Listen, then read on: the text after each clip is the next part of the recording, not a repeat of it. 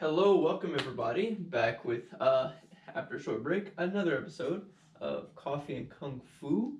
We want to apologize. We know it's been a little while, but things get crazy around the holidays.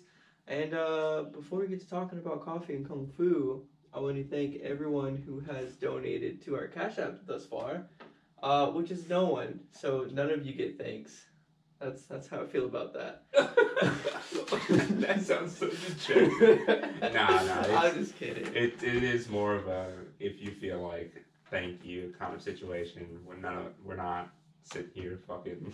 Yeah, honestly, like I'm just super grateful that like people are consistently listening to us. That blows my mind. I really didn't even think anyone would care to hear my voice, but you know. Same. Like it's our martial arts journey. Everybody has their own, and the fact you guys take the time to listen to what we have to say, and even if you don't relate it to your own, even if you're like, man, these guys are a bunch of cracks, Right.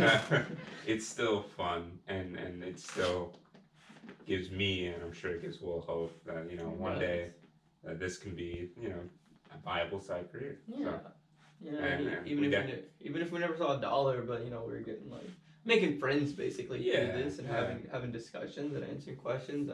That's equally as rewarding. Historically, martial arts has been about community. Mm-hmm. So Yes. and that is something that we always strive to include in all of our talks, because I mean, what did people back then do about martial arts? I'm sure they all sat around and pontificated just like we do, and that's how you grow. That's how you end up getting new insights. That's how you share. Absolutely. So I fully believe that any of the really good martial arts these days wouldn't be what they were if they didn't have a community or like a network of people that they could learn from and feed off of and grow out of.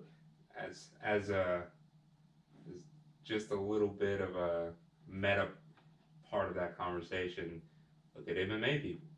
They have a huge community. They stick together. They all know what they're trying to strive for. If other communities kind of got rid of their biases and things like that, maybe we could all have a stronger community. Yeah, if MMA communities weren't all trash. I'm just kidding. I'm kidding. Well, switching it up a little bit, I'd like to share a small victory of mine. Okay. I recently got back in the gym. It's been a little bit. This year has been kind of hard for me, emotionally and financially. But you benching 300 already? Huh? You benching 300 yet?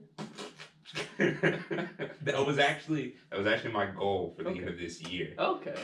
But things happened. Didn't make it there. Now it's December, so I was about to say now I'm a little under what I used to bench.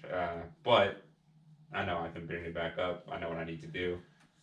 But they did feel pretty good today. I actually went today. It did feel pretty good to get back in the gym. That's awesome. That's really good. Yeah, it's weird. One thing that I was thinking about today was like in various subjects depending on what it is, you might view yourself as one way, and that might be your best, but you're not going to be your best every day. You're not going to be able to give 100%. It's the same thing in the gym. Yeah. It's the same thing when you're pushing weights, right? Like, yeah, sure, you can run a 6-minute flat mile today, but I mean, maybe you're feeling a little sluggish. You didn't eat right or sleep right, and you can't really do it the next day. That doesn't mean that, like, you're not that person. Yeah. You're just, we're humans, we fluctuate. And that's something that I've been struggling to learn throughout life, and slowly but surely, I'm putting places in there. So what are we talking about today? Today we are talking about a couple different things. I would say the core of it would be kind of I guess sparring etiquette, things like that. Good sparring, bad sparring, and I what I'm gonna call it, I'm gonna rephrase it. I'm gonna call it realistic sparring, because I think that has two ends of the spectrum. You have, let's say, your point sparring. Mm-hmm. You're not touching, right? And then you have, I'm gonna use this phrase again, but I don't necessarily mean it in a bad way. But the train how you fight how you train. And we talked about something before we hit the record button, which is fighting to kill, essentially. Right. The original reason that martial arts was theoretically created. Well, yeah. So like, I I want to know where you draw the line. Like, if you're one of those people that wants to hard spar all the time, or like really, I'm throwing up air quotes, prepare yourself for battle. Like, at what point do you, you know, decide you don't want to kill your training partner? I want to interject and say that the people who have it right for real are obviously barring military guys because that's what they do. Mm-hmm. Is fight for warfare and Yeah. things like that and train for warfare. Mm-hmm. So barring them, the people who do it right, I think, are the airsoft guys. They have guns that look almost exactly like real guns that act exactly the same. They wear the military garb and all that stuff. They use the tactics. Even I've seen some real dedicated players of airsoft, and man, I've even played airsoft with some dedicated players, and Man, I'd love to do that. I went out and playing like I normally played, and like, oh, I'm having fun, and I got lit up. Right. Died immediately, like 5 seconds in, headshot, chest shot, everything dead. Jeez. So like, I'd say those guys, they do it pretty well. But Okay. Bringing it back, Interesting take. yeah, bringing it back to hand-to-hand fighting, or melee weapons fighting, what most of us are proficient in. I don't know. To answer your question, I don't know where those lines are. I'm actually just discovering it right now for myself, having implemented my own little. I've been meditating a lot recently, trying to get in touch with my emotions a little more, and I thought to have the idea to, okay, what if I imagine, going through a form or shadow boxing, what if I imagine somebody killing me with a strike, right? Or if I was weapons training, somebody cutting my head off or running me through with a sword, and it got to the point where like there was a real visceral response in my body whenever I thought about that stuff. Like it, I don't really know how else to explain it other than like it felt bad, it felt awful. I hated it, and it made me stop, it made me pause, it made me really think about what I'm doing and the movements I make. What about yourself? Well, I would like to speak on your experience a little bit and kind of relate it to my own, and it's in today's society. I'm I'm a victim of it as well, but we're constantly like having things enter our mind and our brain. Like we're getting these distractions. So the fact that you took time to think about something like that, honestly, it's just really good for your brain. It gives you a more, especially when we're seeing people die in anime and video games all the time, kind of getting comfortable, if you could call it that, with that inevitable outcome. Not saying you're gonna get run through with a sword, but you're going to die eventually. Live by the sword, die by the sword. But yeah, I just like instead of running away from that problem until it comes, God forbid you get attacked by someone on the street and lose to them, and they take your life. That's something that I think you need to understand. And I feel like that would help you see more clearly if you were put in a situation to where like it's like quite literally do or die. Like this dude is going to put his knife in your stomach or you're gonna stop him. Like there's no other choice. And I feel like getting comfortable with that idea is something that's really important in martial arts. Yeah. And I feel like it's something most people just run from.